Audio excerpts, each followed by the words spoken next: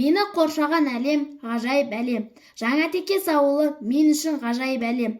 Ауылымның табиғатында өмір сүріп жатқан құстар, жан-жануарлар, өсімдіктердің түрлері өте көп. Соның ішінде құстардың түрі сан алуан. Мұқағали атамыздың жырларында, Бердібек атамыздың әңгімесінде кездесетін бұл Текес өзені киелі де қасиетті. Өзеннің жағалауында өмір сүретін құстардың түрін атайтын болсақ, тырна, аққу, үйрек, шағала атты құстарымыз мекендейді. Мен үшін құстардың өзен жағалауында тіршілік етуінің өзі бір әлем. Бізді қоршап тұрған Жаңатекес ауылының табиғаты ерекше бір әлем. Бізді қоршаған орта жан-жануарлар мен өсімдіктер, жер мен ай, күн мен алыстағы жұлдыздар. Осылардың барлығы да табиғат деген ауқымды ұғымды білдіреді. Атамыз қазақ қашанда адам мен табиғат ұғымы егіз деп санаған. Себебі адам да табиғаттың ажырамас бір бөлігі.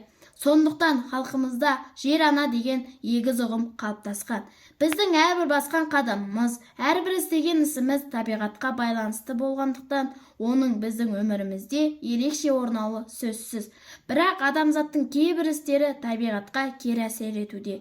Оның кері әсері біздің денсаулығымызға да зиян келтіруде. Табиғатты қорғау, табиғатты аялау әр адамның міндеті. Үлкен-кіші әрдайым оны таза ұстап, құрмет тұту қажет.